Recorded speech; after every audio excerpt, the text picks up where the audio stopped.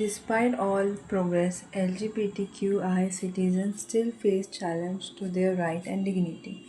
Discuss with special reference to the measure taken in India in the regards.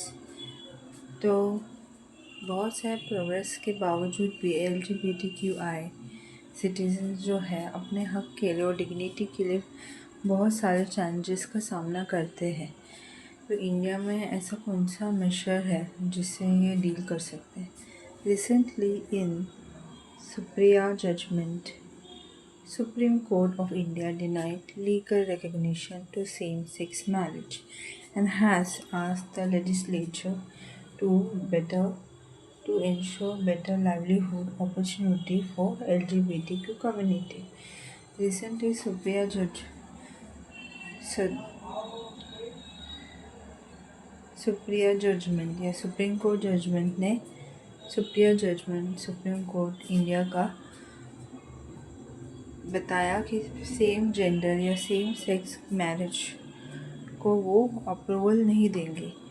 इसके बजाय वो LGBTQ community के लिए जो जो उनका लाइवलीहुड है, जो उनकी सर्वाइवल है, उसे बेटर करेंगे। Challenge according to census of 2011 transgender population is 5 lakh। तो 2011 ट्रांसजेंडर पॉपुलेशन के हिसाब से 2011 के हिसाब से ट्रांसजेंडर पॉपुलेशन 5 लाख है। Among them only 30,000 are registered voter and only 1% vote।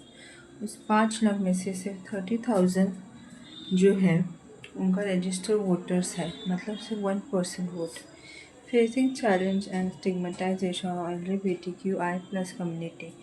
तो LGBTQI कम्युनिटी जो है वो बहुत ही स्टिग्मा फेस करते हैं। According to USAID, more than 97% prevalence rate of HIV का रेट भी 97% ज़्यादा है इन्हीं कम्युनिटी में। लिटरेसी रेट 47% है। 99% are involved low paying menial job। 99% LGBTQI community जो है वो कम पैसे वाला जॉब या छोटा सा जॉब करते हैं।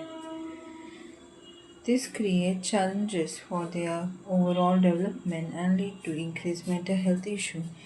तो इनका पूरा डेवलपमेंट में असर पड़ता है, उनका मेंटल हेल्थ भी का भी इश्यू बढ़ता है। Major taken by India NA2 foundation case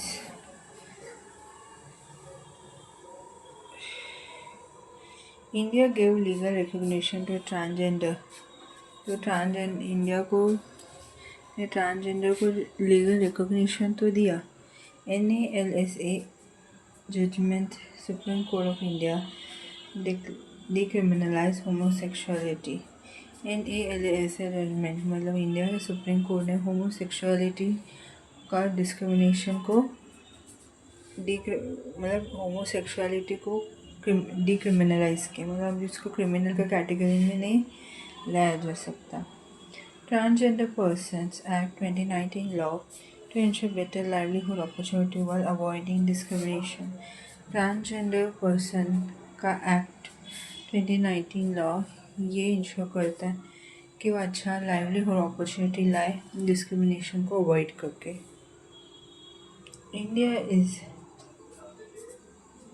a signatory to Yogyakarta Principle, which put on obligation to adopt pro-LGBTQI policies। India जो है वो LGBTQI पॉलिसी में ऑब्लिगेशन अडॉप्ट किया है। Despite this legal changes, what we need in social attitude and behavioural change in the society. लेकिन legal changes के अलावा social attitude और बिहेवियर चेंज जो है सोसाइटी में लाना ज़रूरी है in order to ensure safe secure atmosphere for transgender which will ensure better livelihood and dignified life of people of LGBTQI। तो ये चेंजेस जो है सोसाइटी में लाना ज़रूरी है ताकि LGBT क्यों ट्रांसजेंडर का सेफ्टी और सिक्योरिटी एटमॉस्फेयर रहे, उनका सर्वाइवल अच्छे से बेहतर हो जाए, उनका लाइफ भी और ज़्यादा डिग्निफाइड हो जाए।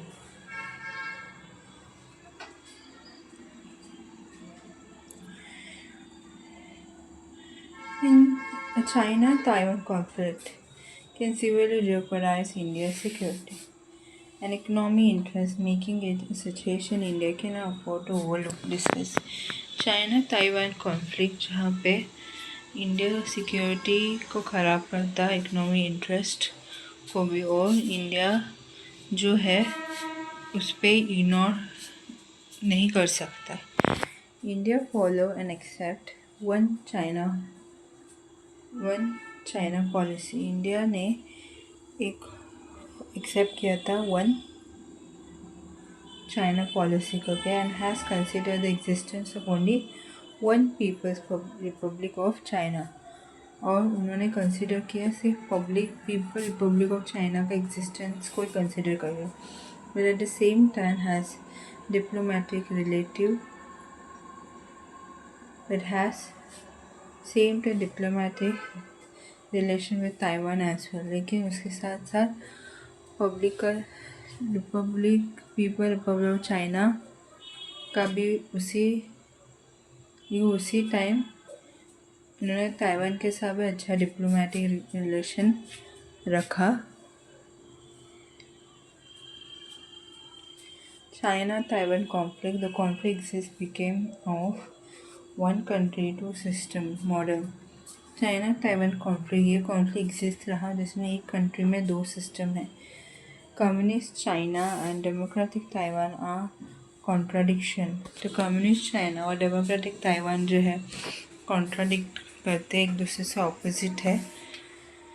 China advocate one China policy, China जो है वन चाइना पॉलिसी को एडवोकेट करता है। China want Taiwan to be integral part of China, China चाहता है कि ताइवान जो है चाइना का इंटीग्रल हिस्सा बने।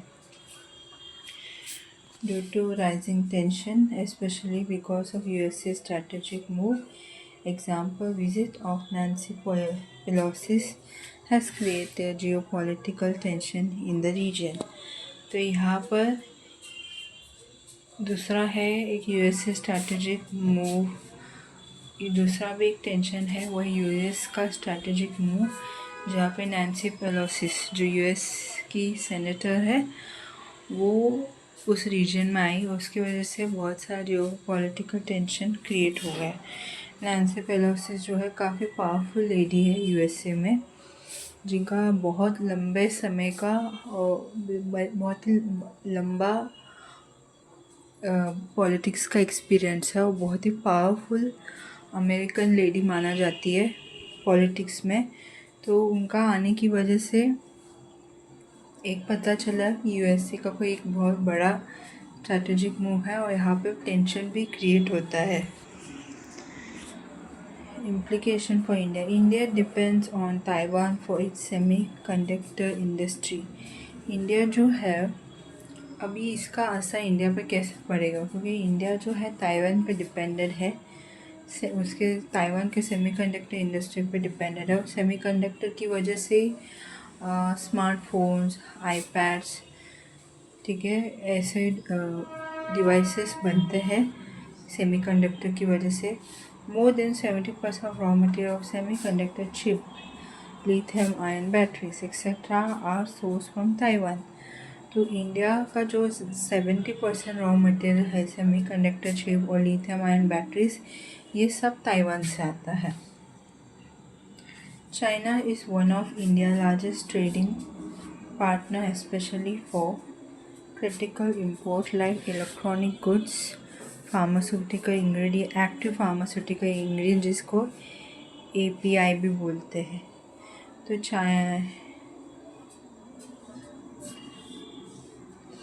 चाइना जो है इंडिया का सबसे बड़ा ट्रेडिंग पार्टनर है और ये क्या इम्पोर्ट करते हैं इलेक्ट्रॉनिक्स गुड्स और API जिसको एक्टिव फार्मास्यूटिकल इंग्रेडिएंट्स बोलते हैं। Conflict between this nation can harm Indian economy. अगर ताइवान और चाइना के बीच में अगर लड़ाई हुआ तो इंडियन इकोनॉमी पर बहुत बुरा असर पड़ सकता है। The conflict will create instability in Indian neighbourhood. ये कॉन्फ्लिक्ट जो है इंडिया और इंडिया के आजू बाजू के जो नेबरिंग कंट्री तो वहाँ पर भी इंस्टेबिलिटी लेके आएगा। It can lead to great game in Asia involving other power like USA and Russia. उसकी वजह से एशिया का इस प्रॉब्लम की वजह से यूएसए और रशिया पावर भी इंटरफेयर कर सकता है। Thus it has both security as well as economic implication for India. तो चाइना और ताइवान पर लड़ाई की वजह से इंडिया में सिक्योरिटी इकोनॉमिक फॉर्म में बहुत असर पड़ सकता है। The importance of Central Asia for India is not merely cultural or historical. In the light of this statement, describe the strategic importance of Central Asia for India. तो central Asia का importance क्या है India के लिए? Cultural historical को छोड़ के, और सेंट्रल एशिया कैसे इंडिया के लिए बहुत ही स्ट्रैटेजिक इम्पोर्टेंट बन सकता है। India launched its Connect Central Asia policy in 2012 in order to increase its engagement with Central Asia. India जो है सेंट्रल एशिया के साथ अपना अपना कनेक्शन बढ़ाना चाहता है। इसे 2012 में इंडिया ने लॉन्च किया था सेंट्रल एशिया पॉलिसी को। Understanding the importance of this region, क्योंकि इंडिया ने सेंट्रल एशिया रीजन का इम्पोर्टेंस को समझा। Strategy importance of Central Asia for India, तो इंडिया के लिए सेंट्रल एशिया कैसे स्ट्रैटेजिक इम्पोर्टेंस बन सकता है। The region is rich in natural resources, example rare earth minerals. तो ये सेंट्रल एशिया जगह जो है वो नेचुरल रिसोर्सेस से भरा पड़ा है, rare earth minerals. Emerging market can complement Indian initiative of make in India. तो जो मार्केट जो है मार्केट नए उभर सकते हैं और जो इंडिया को इनिशिएटिव कॉम्प्लीमेंट करेगा मेक इन इंडिया में। ब्रिज बिटवीन एशियन यूरोप और एशिया के बीच में एक ब्रिज लेके आता है। Can takes defence market for India as the region is politically at cross road of great game between Russia and America. तो ये डिफेंस मार्केट के लिए जैसा काम कर सकते हैं सेंट्रल एशिया इंडिया के लिए, और ये जो है पॉलिटिकल क्रॉस रोड है रशिया और यूरोप के बीच में, ठीक है। फिर can help India in ensuring it's energy security, example rich sources of natural gases. Central Asia में जो है रीजन जो है वहाँ पर बहुत सारे नेचुरल गैसेस के सोर्सेस हैं, तो इंडिया को एनर्जी सिक्योरिटी भी दे सकता है। Connectivity with the region can leads to better economic integration of Asia. तो कनेक्टिविटी जो है रीजन के अंदर जो है इकोनॉमिक इंटीग्रेशन को बढ़ा सकता है एशिया का। The countries of Central Asia are important partner in minilateral grouping like SCO। तो ये कंट्री जो है सेंट्रल एशिया का बहुत ही इम्पोर्टेंट पार्टनर्स है मिनीलैटरल ग्रुपिंग जैसे SCO। Can help India in strengthening its relation with Russia as well as Europe. ये जो है इंडिया को हेल्प कर सकता है रशिया और यूरोप के बीच में स्ट्रेंथ को रिलेशन को बढ़ा सकता है। The central Asia can help India improve economy as well as strategic ties with the emerging economy। Central Asia जो है इंडिया को इकोनॉमिक्स और स्ट्रैटेजिक पॉइंट ऑफ व्यू में इकोनॉमी को बढ़ा सकता है।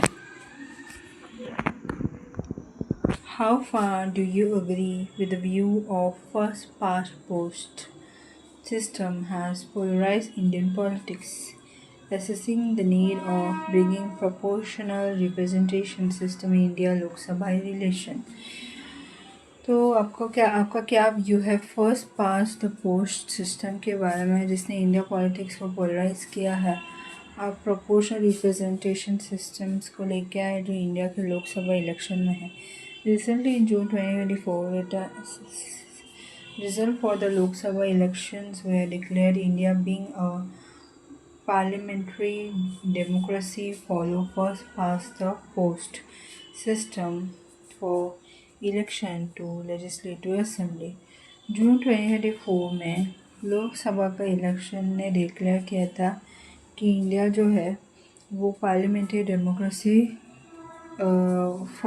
फॉलो करने के लिए first past the post systems को फॉलो करेगा इलेक्शन के लिए लेजिस्लेटिव असेंबली के हिसाब से।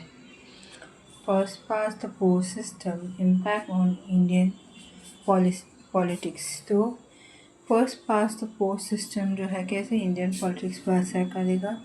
The system is based on majority votings. ये सिस्टम बेस्ड होता है मेजॉरिटी वोटिंग पे। Voters cast their vote to candidate and not the party. Voter जो है कैंडिडेट को वोट करेगा ना कि पार्टी को। The candidate need to cross a benchmark of votes more than 50%। Instead should have maximum votes. Candidate जो है उनके पास वोट का क्रॉस बेंचमार्क रहना ज़रूरी है जो 50% ज़्यादा है कंपेयर टू मैक्सिमम वोट से। This has led to polarisation of Indian politics because इसकी वजह से इंडियन पॉलिटिक्स का पोलराइजेशन हुआ। Not truly representative. The minorities are not really represented. तो ये जो है रिप्रेजेंटेटिव नहीं करता है। माइनॉरिटी जो है वो पूरे तरीके से रिप्रेजेंट नहीं होता है। Vote of un election candidate go waste है। जो कैंडिडेट अनइलेक्टेड है उनका भी वोट वेस्ट होता है। This has led to fielding of candidate with huge influence money and muscles power. तो कैंडिडेट फील्डिंग की वजह से पैसा और ह्यूमन पावर पे बहुत असर पड़ता है। Head to division on identity factor. और ये जो है आइडेंटिटी फैक्टर में डिवीज़न लाता है। The candidate faced of election not the party. Candidate जो है इलेक्शन के फेस है ना कि पार्टी के फेस है। However, the system has not only polarized election system, instead it provide for simple understanding of election process. ये candidate जो है इलेक्शन के फेस है ना कि पार्टी के फेस है। तो ये सिस्टम जो है वो पूरी तरीके से इलेक्शन सिस्टम के साथ एकदम उल्टा काम कर रहा है। और वो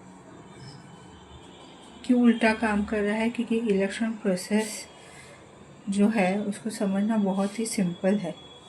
तो इसलिए कोई भी मैनिपुलेट कर सकता है ये प्रोसेस को। Candidate as well as voters early understanding the election dynamics. Voters और कैंडिडेट दोनों भी इलेक्शन डायनामिक्स को अच्छे से समझ पाते हैं। इस तरह कोई भी इंटरफेयर कर सकता है। For a huge country like India, FTP first pass the post system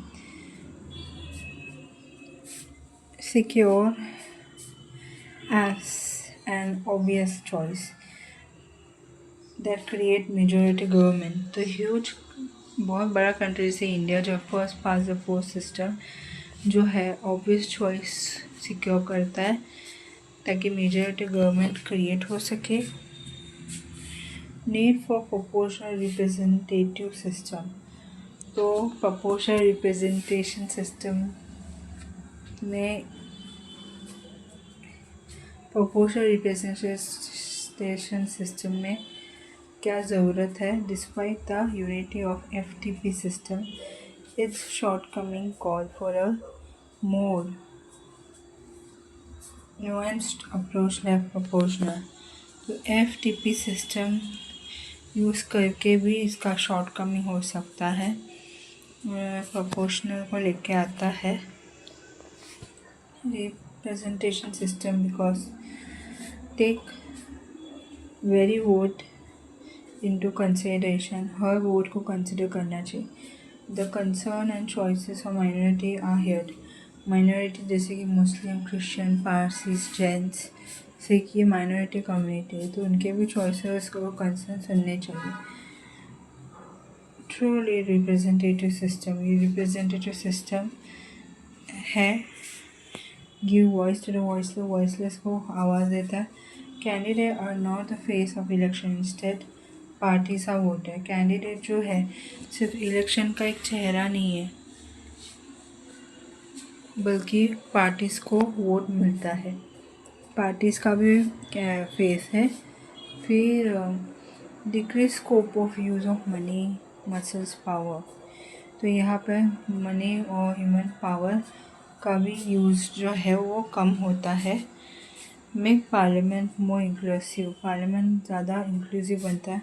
और diverse nation like India, proportion representation system offer a more balanced approach.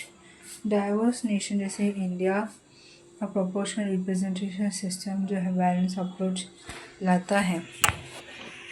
However, this can lead to creation of unstable weak government. Thus, the best way is to create a system synthesis between FTP system and proportional representation system. तो ये जो है unstable week government create करता है, इसीलिए इससे अच्छा तो ये है कि सिस्टमेटिक एक सिंथेसिस होगा FPTP सिस्टम और प्रोपोर्शनल रिप्रेजेंटेशन सिस्टम के बीच में। How does the principle of bail as a rule, jail as exceptions uphold the right to life and personal liberty under Article 21 of the Indian Constitution refer to the recent judgments? तो कैसे bail as a rule, jail as exceptions principle जो है ये एक personal liberty और right को hold करता है आर्टिकल 21 के हिसाब से इंडिया कॉन्स्टिट्यूशन का। इसका जजमेंट्स बताओ। A 21 form the part of the golden trinity of constitution, that is A 19, 14, 21. It is considered to be one of the most important fundamental rights. A21 form जो है, article 21 form जो है golden ट्राइनिटी constitution का एक बहुत बड़ा हिस्सा है। आर्टिकल 19, 14 और 21 जो है वो इम्पोर्टेंट फंडामेंटल राइट कंसिडर करता है। Bail as a rule, jail as exception, bail जो है रूल रहेगा, जेल जो है एक्सेप्शन होगा। बेल रूल के हिसाब से दिया जाएगा, जेल जो एक्सेप्शन है, ठीक है। Currently the issue with the criminal justice system is, तो इशू के हिसाब से क्रिमिनल जस्टिस सिस्टम क्या है? Large number of under trial, more than 77%, तो अंडर ट्रायल नंबर ज़्यादा है, 77% है। Over occupancy of jail, that is 5.6 crore against 4.25 crore capacity. Jail का ओवर ऑक्यूपेंसी 5.6 करोड़ है, 4.25 करोड़ कैपेसिटी के अगेंस्ट है। डिले इन जस्टिस, जस्टिस में भी डिले है। टफन बेल प्रोविजन, बेल प्रोविजन भी टफ होता है। Dial torture, human right violation होता है। फिर डेथ ऑफ इनमेट्स में भी मतलब डेथ इंक्रीज होता है। The jail in India have not proven to be correction facility, instead have turn to human zoo. तो जेल जो है इंडिया में वो अभी तक अच्छा फैसिलिटी नहीं दे पा रहे हैं, इनफैक्ट ये एनिमल मतलब ह्यूमन जू बन गया है। Supreme Court judgment taking cognizance of the poor condition of jail which interferes with A21 of Indian Constitution SC has come up the following direction. Supreme court judgement ने poor conditions jail को interfere करते हुए Indian constitution article 21 में कुछ direction लाया है। D K Basu guideline in order to avoid uncustodial torture and death of inmates. तो inmates में अनकस्टोडियल टॉर्चर और डेथ को अवॉइड करने के लिए डी के बासु ने गाइडलाइन लाया था।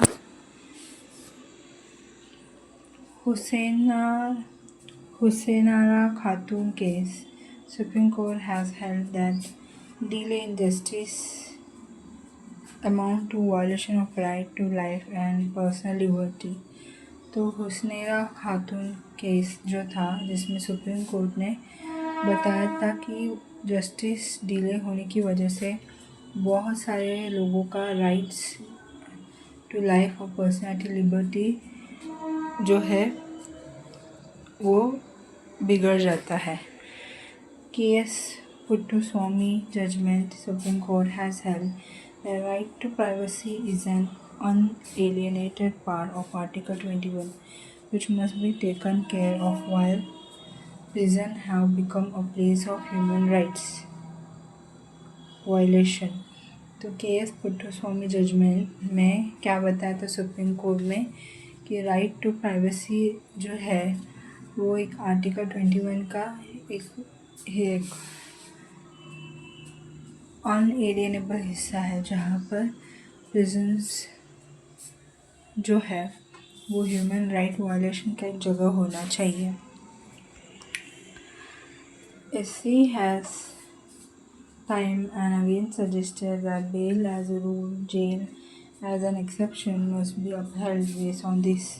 सुप्रीम कोर्ट के हिसाब से ये हुआ सजेस्ट किया कि bail as rule, jail as exception जो है इस हिसाब से होगा। Model Prison Act 2023 was brought by the government for prison reform। Model Prison Act 2023 जो है वो गवर्नमेंट लाया था प्रिजन रिफॉर्म के लिए।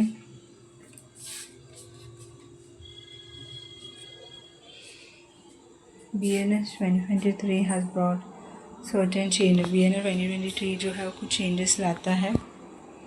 Provision of community service for petty offence। तो कम्युनिटी सर्विस प्रोविजन जो है वो पेटी ऑफेंस लाता है।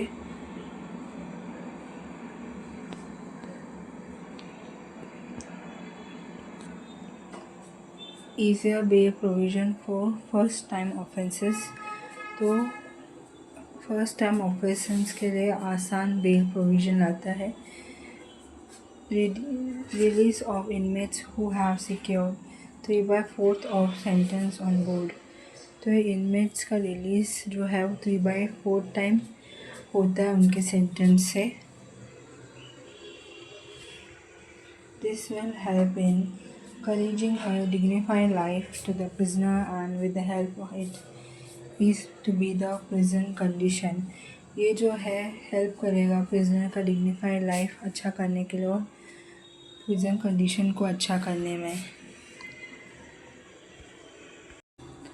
Do you agree that coalition politics in contemporary India are the result of political expediency more than ideological energy substance? क्या आपको लगता है कोलिशन पॉलिटिक्स जो कंटेम्प्रेरी इंडिया में है वो पॉलिटिकल एक्सपीडियंसी रिजल्ट की वजह से जो ज़्यादा आइडियोलॉजिकल सिनर्जी है? Coalition politics is a characteristic feature of parliamentary form of government. Coalition politics जो है वो एक्चुअली पार्लियामेंट्री फॉर्म का कैरेक्टरिस्टिक फीचर है गवर्नमेंट का। This is government by arrangement consistency of multiple partners. तो ये जो है गवर्नमेंट जो है वो अरेंज होता है मल्टीपल पार्टनर्स का अरेंजमेंट कंसिस्टेंसी की वजह से। Coalition Pacific in India। The idea of coalition parties in India emerged around 1970 with emergence of regional party।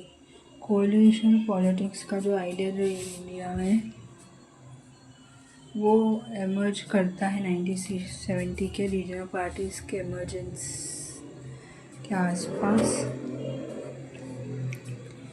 This is a system where a single party is not in majority. ये एक system है जहाँ पर single party majority में नहीं है।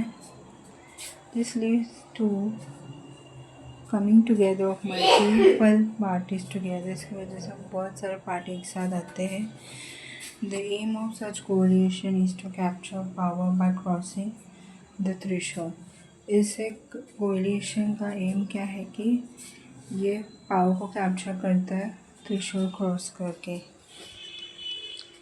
This create a weak government. इसकी वजह से वीक गवर्नमेंट होता है। Challenges Indian coalition petition is being criticised because Indian coalition politics जो है उसे क्रिटिसाइज किया जाता है। क्यों? This are example of rainbow coalition, क्योंकि ये रेनबो कोलिशन का एग्जाम्पल है। There is no ideological synergy among coalition partners. Coalition partners में कोई आइडियोलॉजिकल सिनर्जी नहीं है। They come together only because of political calculation. Political calculation के हिसाब से एक साथ आते हैं। Aim to prevent other from coming to power. दूसरों को भी प्रिवेंट करता है पावर में लाने से।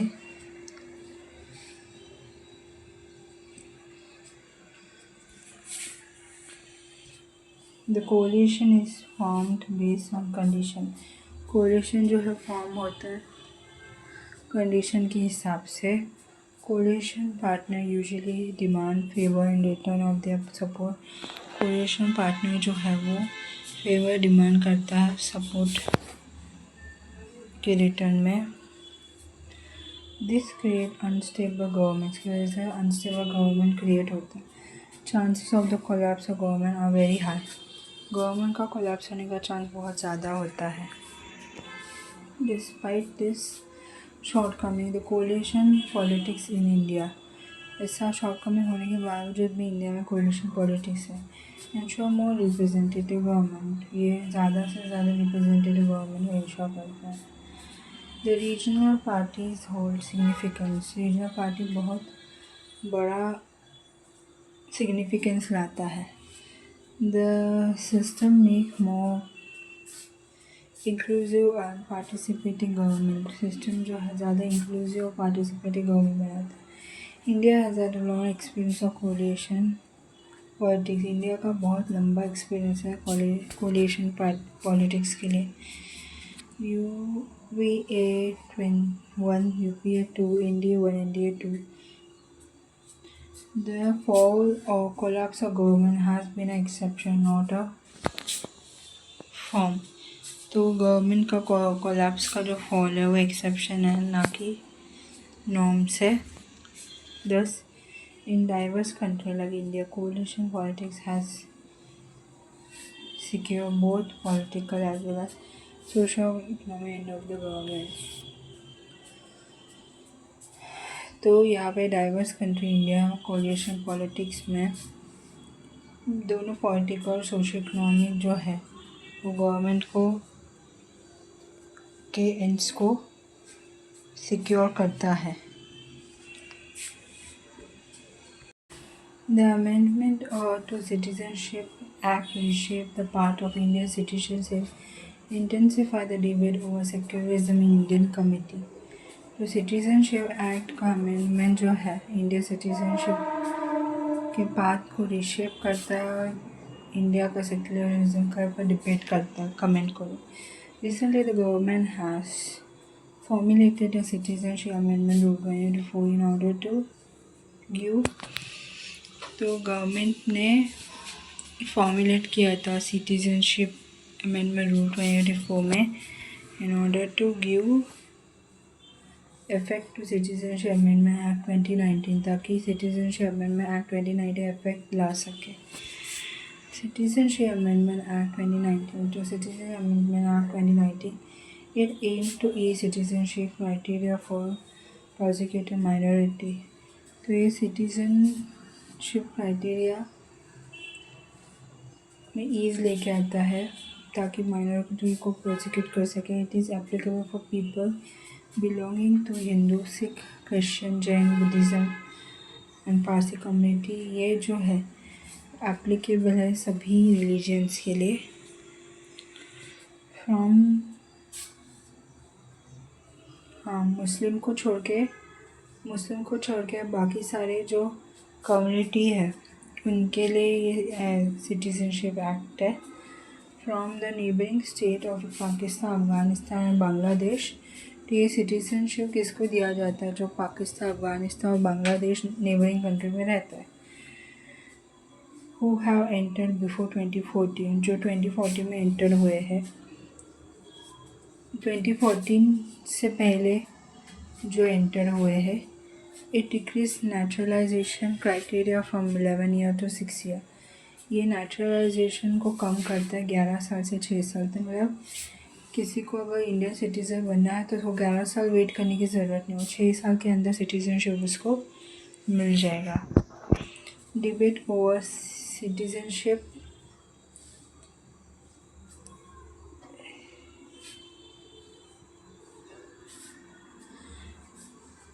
Debate over Citizenship Amendment Act 2019. There is a debate over discriminating provision in the act. ये डिबेट चल रहा है डिस्क्रिमिनेटिव प्रोविजन एक्ट में. Muslim community has been omitted from the list. हाँ, मुस्लिम कम्युनिटी को omit किया इस लिस्ट से. This raise question over India's model of secularism. इसकी वजह से इंडिया का सेक्युलरिज्म मॉडल पे एक सवाल आता है. Against the Indian philosophy of सर्वधर्म संभव. और इंडियन पॉलिसी में भी फिलोसफी के भी अगेंस्ट आता है कि सभी के लिए सभी एक ही धर्म है. Muslim section like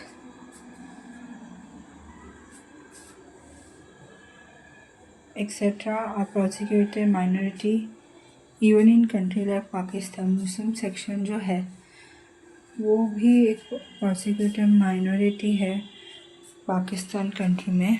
it is against the international principle of human right. ये ह्यूमन राइट के प्रिंसिपल के ह्यूमन राइट इंटरनेशनल प्रिंसिपल के अगेंस्ट है. However the debate has been more polarized because of political agenda. Political agenda की वजह से और polarise हो गया. As government has reiterated that the CAA 2019 info. तो भी गवर्नमेंट ने सिटीजनशिप अमेंडमेंट एक्ट 2019 के बारे में क्या क्या एम्स बताया था. एड्रेस द हिस्टोरिकल इंजस्टिस को एड्रेस करता है. Provide relief to partition victim को रिलीफ देता है. प्रिवेंट ह्यूमन राइट वायलेशन को ख़त्म करता है. Help the prosecuted immoralized in Muslim majority nation. तो मुस्लिम मेजॉरिटी नेशन में प्रोसिक्यूटेड माइनॉरिटी को हेल्प करता है. The case of violence against this community have been very pronounced in last few decades. और पिछले कुछ ही दशकों पहले ही इन माइनॉरिटी कम्युनिटी के ऊपर बहुत कुछ वायलेंस हो चुका है. तो